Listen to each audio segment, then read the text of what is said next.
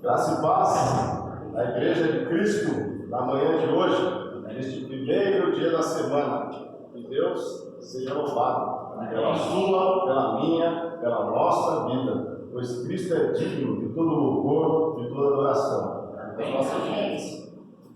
Amém. Qual é o poder da sua palavra? Quanto de poder há nas simples palavras que eu e você proferimos?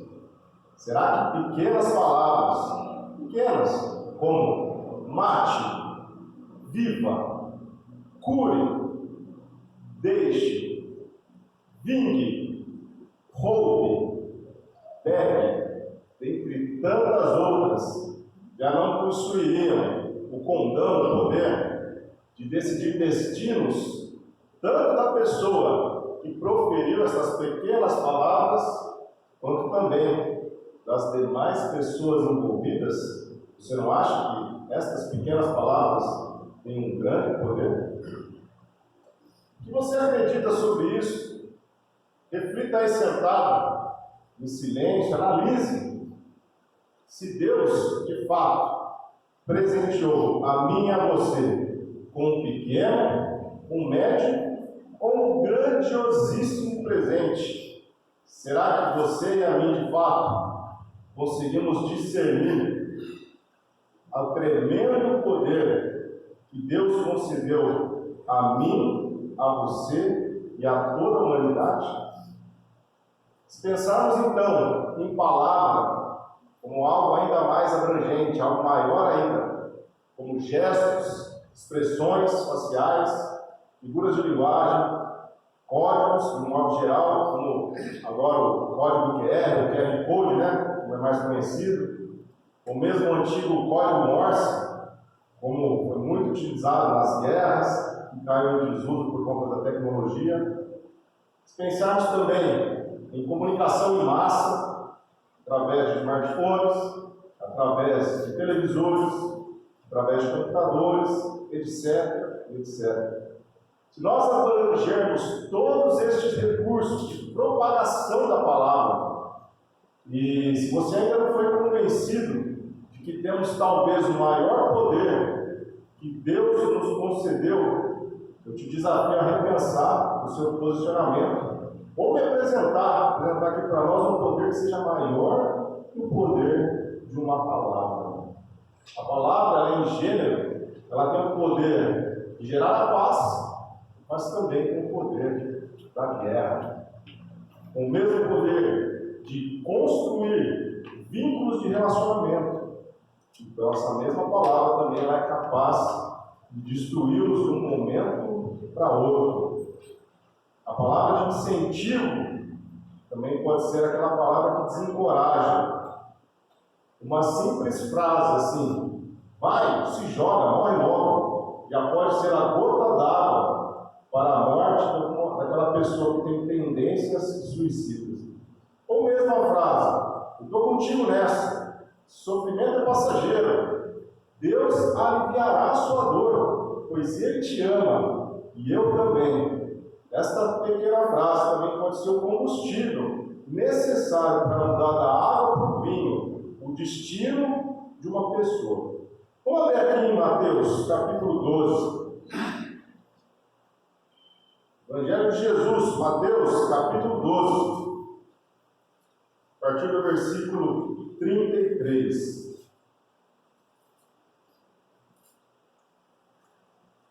Mateus 12. Versículo 33 ao 37. Diz a palavra de Deus: considere uma árvore boa dá fruto bom, e uma árvore ruim dá fruto ruim. Pois uma árvore é conhecida por seu fruto. Raça de víboras, como podem vocês, que são maus, dizer coisas boas? Pois a boca fala do que está cheio o coração. O homem bom, do seu bom tesouro, tira coisas boas, e o homem mau, do seu mau tesouro, tira coisas más. Mas eu lhes digo que no dia do juízo, os homens haverão de dar conta de toda palavra inútil que tiverem falado. Pois, por suas palavras vocês serão absolvidos, e por suas palavras serão condenados. Palavras do Mestre Jesus. Esses versículos aqui, Jesus, além de mostrar o peso das nossas palavras, o peso que elas possuem, tanto um peso de salvação, de absolvição em nossas vidas, e também das demais pessoas, como também uma palavra também de condenação, uma palavra que pode condenar as nossas vidas por tudo que nós proferimos. Além de todo esse peso que Jesus colocou aqui, nesses versículos, além de tudo isso, ele também não evidencia tão somente a palavra dita, mas ele também evidencia o emissor dela, a pessoa que falou e proferiu a palavra. No contexto da época, Cristo ele falava diretamente com os fariseus, saduceus, escribas e mestres da lei, que tinham a bênção, que tinham a oportunidade e a obrigação de pregar a palavra da verdade. No contexto da época era a lei de Moisés, pois Cristo ainda não havia se entregado na cruz. Mas eles, em sua maioria, os mestres da lei fariseu, esse pessoal aí, eles preferiam oprimir o povo com tradições e ordenanças alheias à palavra da verdade, em vez de pregar a palavra da verdade que eles deveriam pregar.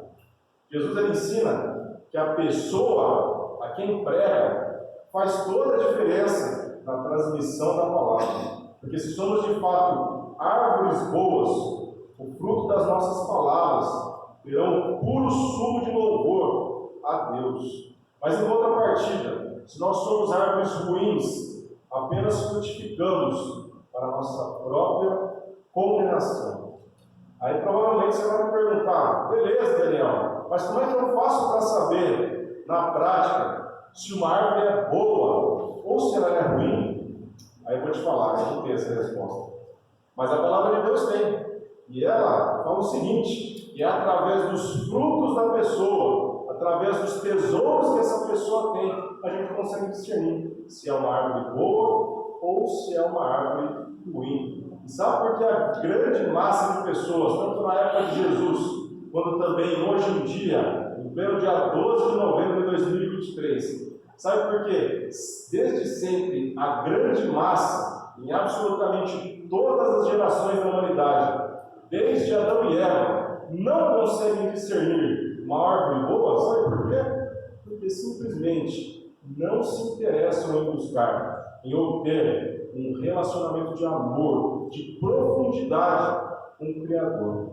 Adão e Eva estavam com a faca, estavam com o queijo na mão, mas optaram por ouvir a palavra da serpente. O próprio povo de Israel também tinha a faca e o queijo na mão, mas optaram por viver aos trancos e barrancos o seu relacionamento com Deus. Agora, meu irmão, minha irmã, nesta manhã, será que nós estamos vivendo em plena comunhão com a palavra da verdade, que é o nosso único parâmetro para a gente conseguir discernir uma árvore boa ou uma árvore ruim?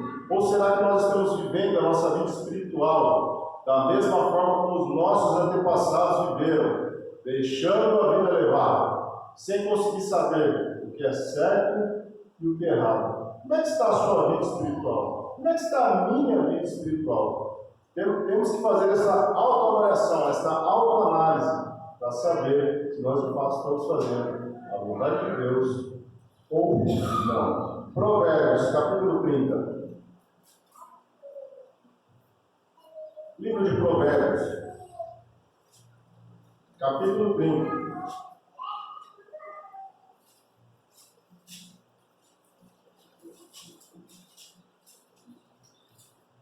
Provérbios, capítulo 30, do versículo 2 até o versículo 6.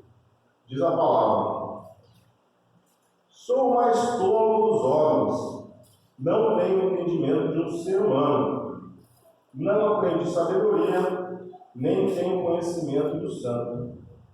Quem subiu aos céus e desceu? Quem ajuntou nas mãos os ventos? Quem embrulhou as águas em sua capa? Quem fixou todos os limites da terra? Qual é o seu nome? E o nome do seu filho? Conte-me se você sabe. Versículo 5: cada palavra de Deus é comprovadamente pura. Ele é um escudo para quem nele se refugia. Nada acrescente às palavras dele. Do contrário, ele o repreenderá e mostrará que você é mentiroso. Somente essa palavra, a palavra de Deus, pura e simples, ela é capaz de fazer homens pequenos, todos, insignificantes, como você e a mim, a não apenas discernir uma árvore boa ou ruim, mas de fato ela tem o poder de tornar uma árvore de frutos ruins como nós éramos no passado, como nós éramos anteriormente, em transformar em árvores boas que produzem bons frutos em abundância ao Senhor. Porque é impossível uma árvore má, é impossível que ela produza frutos bons. Por isso, se você recebeu um batismo de alguma denominação religiosa, uma pessoa fora da igreja verdadeira do Senhor, que não tem nenhuma autoridade batismal concedida pelo próprio Cristo, se você foi batizado por uma pessoa que deveria ela própria, antes de ser batizada, da forma e do modo correto, eu desafio você ainda hoje receber de fato o batismo bíblico segundo a palavra de Deus, por um servo com autoridade batismal, ou seja, um filho de Deus, pelo Espírito Santo como morada no seu coração. Se você ainda não fez, faça isso assim que terminar esse culto, e eu também me coloco à sua disposição e à disposição da congregação para estudarmos juntos sobre a palavra de Deus. Porque é impossível uma árvore má produzir frutos bons e vice-versa. E não há vergonha alguma em receber o batismo bíblico, muito pelo contrário. Vergonha será ficar de frente com o Rei dos Reis e ele disser: não o conheço, aparte-se de mim, você que pratica o mal. Isto sim é vergonhoso. Então, não somente lute contra o seu orgulho, pois a sua família, a igreja dos primogênitos, nós te aguardamos de braços abertos, juntamente com o Filho de Deus, Cristo Jesus. Mateus capítulo 28. Voltando em Mateus. Evangelho de Mateus. Evangelho de Jesus Cristo no livro de Mateus. Capítulo 28. Vamos ver o poder da palavra de Jesus nas nossas vidas. Mateus 28, a partir do versículo 16.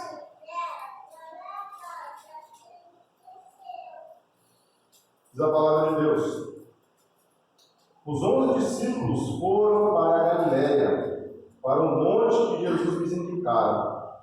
Quando viram, o adoraram, mas alguns duvidaram. Então Jesus aproximou-se deles e disse: foi-me dada toda a autoridade nos céus e na terra. Portanto, vão e façam discípulos de todas as nações, batizando-os em nome do Pai, do Filho e do Espírito Santo, ensinando-os a obedecer a tudo que lhes ordenei. E eu estarei sempre com vocês até o fim dos tempos. Nesses versículos aqui, no final do Evangelho de Jesus Cristo, no livro de Mateus, a própria palavra da verdade, Jesus Cristo, que é a palavra encarnada e já ressurreta, ele delegou, ele comissionou, abençoou, única e exclusivamente, os seus discípulos verdadeiros, com a obra salvadora, santificadora e purificadora que o Cristo do Senhor havia há pouquíssimo tempo terreno realizado na cruz do Calvário. Pois a palavra, o Verbo de Deus, se fez carne e se entregou numa cruz, morreu e foi sepultado. e ao terceiro dia ressuscitou para proporcionar salvação aos perdidos e arrependidos.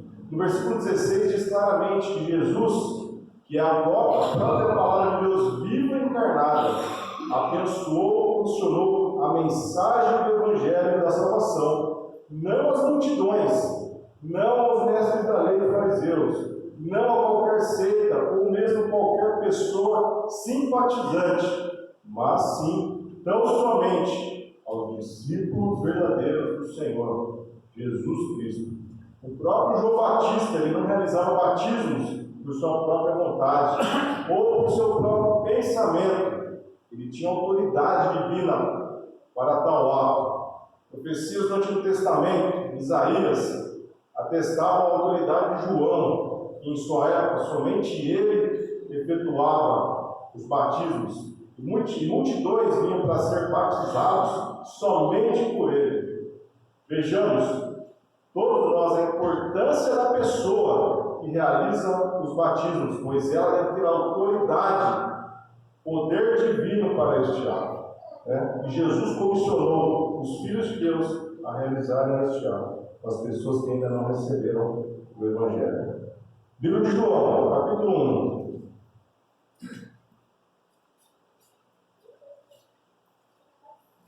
João, capítulo 1.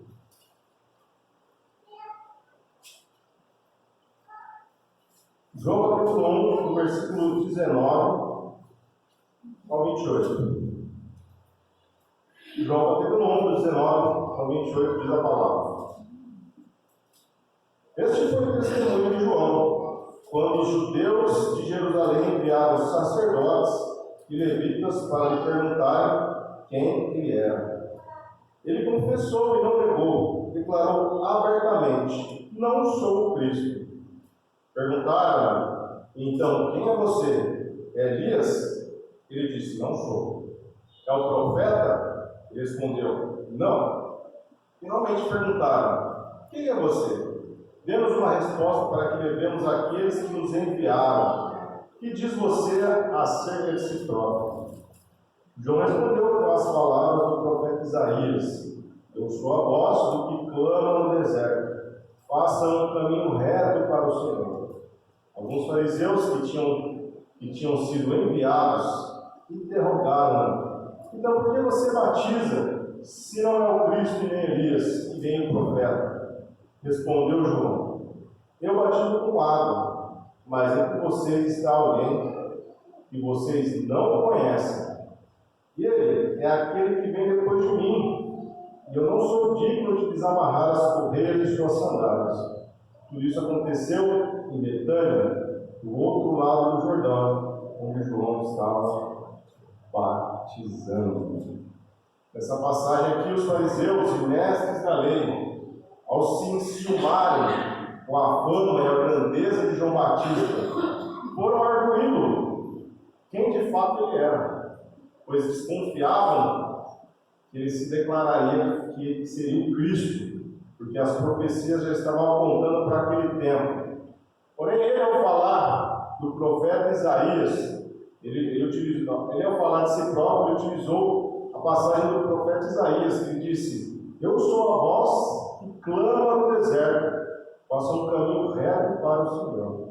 E João Batista, nesse relato, não apenas apresentou a sua autoridade batismal, como também se apresentou como porta-voz da palavra da verdade. No versículo 36 e 37, vamos voltar aqui, diz o seguinte, de João, diz o seguinte: quando viu Jesus passando, disse: vejam, é o Cordeiro de Deus. Ouvindo dizer isso, os dois discípulos seguiram Jesus. Então, João Batista, nessa declaração, chancelou que o Cristo de Deus já estava entre eles e que logo se apresentaria como alguém bem maior que o próprio João Batista. O que a gente consegue extrair dessas passagens é que todo servo verdadeiro de Deus, ele deve ter autoridade da palavra da verdade para iniciar, para conduzir o seu ministério. Foi assim com os patriarcas, foi assim com os profetas, também foi com os apóstolos e, por último, também conosco, os discípulos de Jesus Cristo. E como é que nós fazemos para descobrir se somos de fato discípulos verdadeiros com a autoridade divina do Evangelho? É só fazer, mais uma vez, uma autoavaliação sincera de como foi o seu, como foi o meu batismo. Quem fez o meu batismo?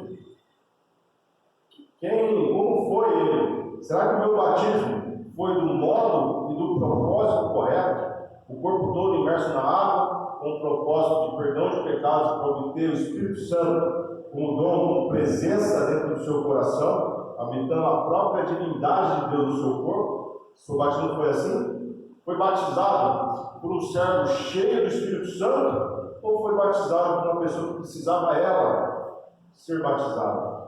O seu batismo foi da forma correta, se for do modo correto, você tem total autoridade divina do Evangelho de Cristo Jesus, das boas novas do Senhor.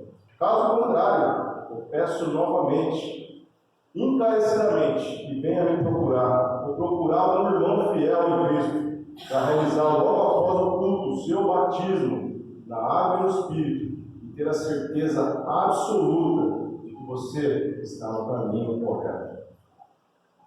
Continuando em João capítulo 1, do versículo 1 ao versículo 5, ainda no Evangelho de Jesus Cristo, no livro de João, capítulo 1, do versículo 1 ao 5, que diz a palavra: no princípio era aquele que é a palavra, ele estava com Deus, e era Deus. Ele estava com Deus no princípio. Todas as coisas foram feitas por intermédio dele. Sem ele, nada do que existe teria sido feito. Nele estava a vida, e esta era a luz dos homens. A luz brilha nas trevas, e as trevas não a derrotaram.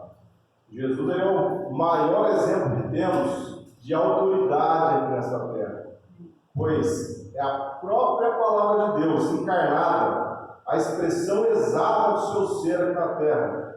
Sem Jesus não haveria pregação, porque a pregação só existe pela palavra da verdade, que é a expressão da vontade divina, que é o próprio Cristo. Quando Deus fala, quando Deus se expressa, o milagre acontece. O cego enxerga, o aleijado anda, o morto ressuscita. Todas as coisas físicas e espirituais foram criadas pela palavra da verdade, que é a própria expressão da vontade divina, que é o próprio Jesus. Deus criou tudo do absolutamente nada. Fez mortos em estado de decomposição, e até mesmo mortos já decompostos, como foi na morte do Senhor, quando aqueles mortos ressurgiram. Deus conseguiu fazer isso pelo poder da palavra. Será que haveria algo impossível para esta palavra que está na sua e nas minhas mãos? Será que tem algo impossível para ela? Será que há algo impossível ao nosso Deus? Para a gente finalizar aqui, João, no capítulo 10, no capítulo 1, perdão, do versículo 10 ao versículo 14. João, no capítulo 1, do versículo 10 ao 14. Diz a palavra: aquele que é a palavra estava no mundo, e o mundo foi feito por intermédio dele, mas o mundo não o reconheceu. Veio para o que era seu, mas os seus não o receberam. Contudo, aos que o receberam, aos que creram em seu nome, deu-lhes o direito de se tornarem filhos de Deus, os quais não nasceram por descendência natural, nem pela vontade da carne, nem pela vontade de algum homem, mas nasceram de Deus. Aquele que é a palavra tornou-se carne e viveu entre nós, vimos da sua glória, glória como do unigênito, vindo do Pai, cheio de graça e de verdade. Então a palavra, o verbo de Deus, ele encarnou e se entregou para a sua e para a minha salvação, para a salvação de todo o corpo de Cristo. Será que haveria algo impossível para essa palavra? Se o amor ao seu cônjuge na manhã de hoje, já morreu ou está em estado de decomposição, esta palavra, ela pode restaurar, ressuscitar aquilo que outrora estava vivo. Se a sua vida profissional está manca e você está rastejando enquanto vê outros prosperarem, a palavra da verdade também pode mudar o seu futuro. Se a sua saúde física está numa grande tempestade, a palavra da verdade, ela pode fazê-la navegar por águas mansas e águas calmas. Se estamos cegos e inertes em nossa vida espiritual, a palavra da verdade, assim como no início da criação, ela pode fazer tudo do absolutamente nada. A palavra da verdade, o nosso Deus, Cristo Jesus, o Verbo encarnado, pode fazer tudo do absoluto nada, como assim ele já o fez. Amém? Vamos orar?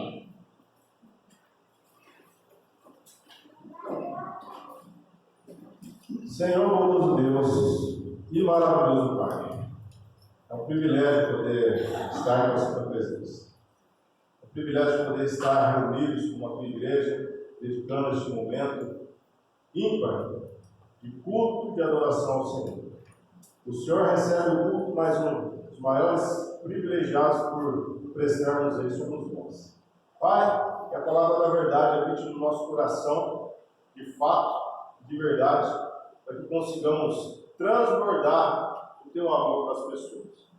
Esteja, Pai, dando porção dobrada do teu Espírito Santo nesta semana, para que consigamos, de fato, vivenciar a palavra da verdade, vivenciar o teu amor, pois o teu amor é maravilhoso e melhor que esta vida. Queremos te louvar, Pai, pedir perdão pelas nossas transgressões e pecados e pedir para que o Senhor continue nos dando uma semana maravilhosa, cheia do teu Espírito Santo. É no nome poderoso da palavra da verdade, Cristo Jesus, nós oramos e agradecemos nesta manhã. Amém. Amém.